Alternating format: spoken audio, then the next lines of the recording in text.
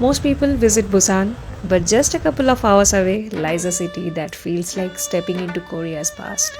Welcome to Gyeongju, the ancient capital of the Shilla Kingdom. And honestly, it feels like an open air museum. For day 2, I decided to book a guided tour from Busan. Super convenient, especially if you don't want to deal with multiple trains and transfers. And the first stop, the stunning Buguksa temple. This isn't just any temple. While a temple existed here as early as the 6th century, what you see today mainly comes from the 8th century during the Shilla dynasty, when Gyeongju was at its peak. It's even a UNESCO World Heritage Site, and once you step inside, you will understand why. The entire place is designed to represent a Buddhist paradise on earth, from the elevated stone terraces to the iconic pagodas. And it's so peaceful, it's detailed, and it genuinely feels like you have stepped back in time. One of the most beautiful parts about visiting this temple has to be these colorful lanterns. You will see them hanging all around the temple grounds. Each lantern is not just for decoration, they actually hold meaning in Buddhism, often symbolizing wishes, hope, and enlightenment. If you look closely, many of them even have small tags attached where people write their prayers or personal wishes. It adds such a peaceful and personal touch to the whole place. And honestly, it's one of those places where you just want to pause, take it all in, and capture every little detail. I would definitely recommend visiting this temple as part of a guided tour. You get to learn a lot more about the temple than just walking around on your own.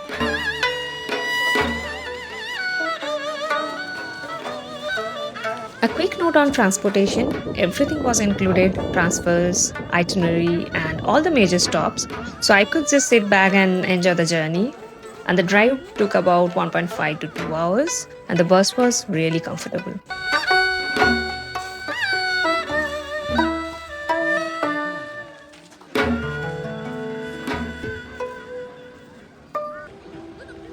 Before heading to our next stop, the entire group was lucky enough to catch the sakura still in full bloom, even though it was the end of the season.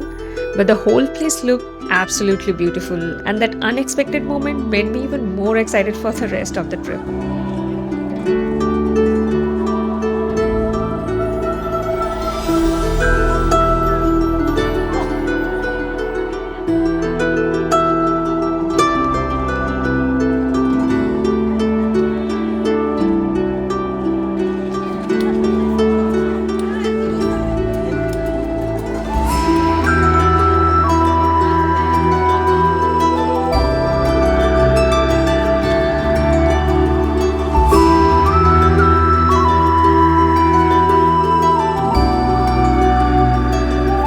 Next, we are heading to a traditional village that's been preserved for over 500 years. And trust me, it's completely different from anything you will see in Busan.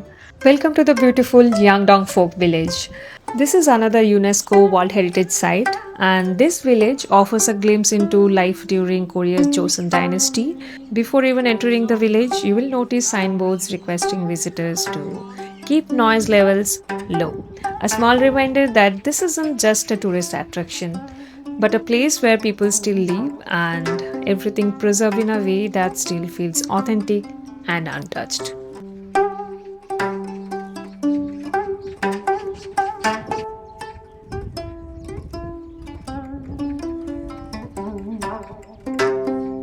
As you walk further in, you will see traditional hanok houses spread across the hills and connected by narrow pathways and surrounded by nature. The layout of the village itself reflects the social structure of the time, with different homes positioned based on status and family lineage, with houses on the higher ground typically belonging to higher status families.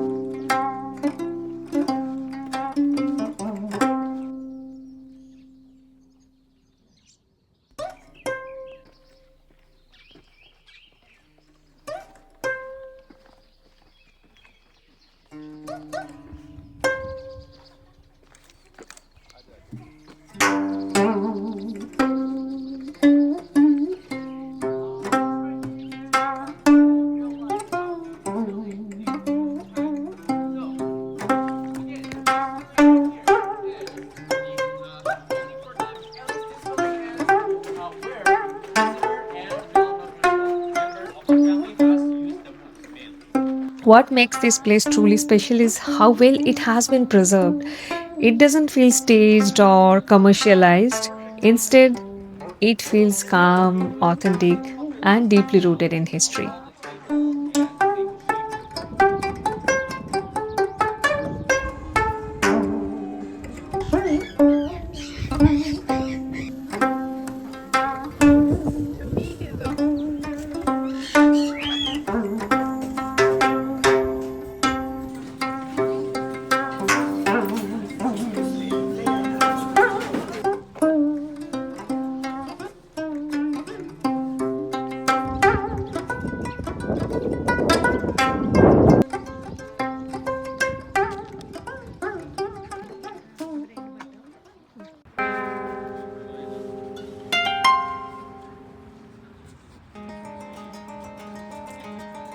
At first glance, it just looks like a peaceful green park with rolling hills. But each of these hills is actually an ancient royal tomb, some dating back over 1500 years. One of the most famous tombs here is Mashang, which means heavenly horse tomb, which was excavated and opened to the public.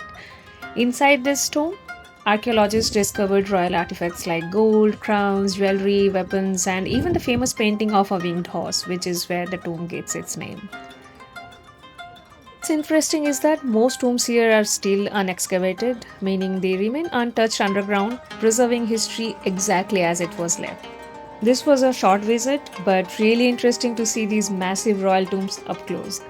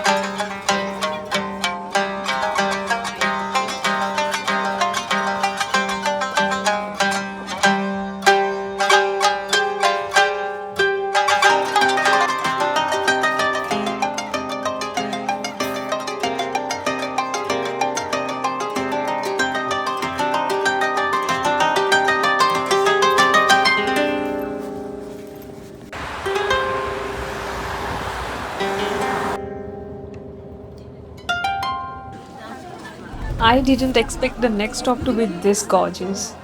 This was our fourth stop, Jongbung Palace and Wolji Pond. Originally built during the Shilla dynasty, this place served as a secondary palace for the crown prince where royal banquets and important state events were held.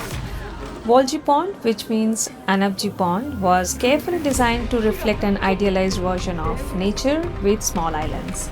As the sun sets, the entire place transforms with the illuminated palace structures reflecting beautifully on the still water, creating one of the most iconic night views in Gyeongju.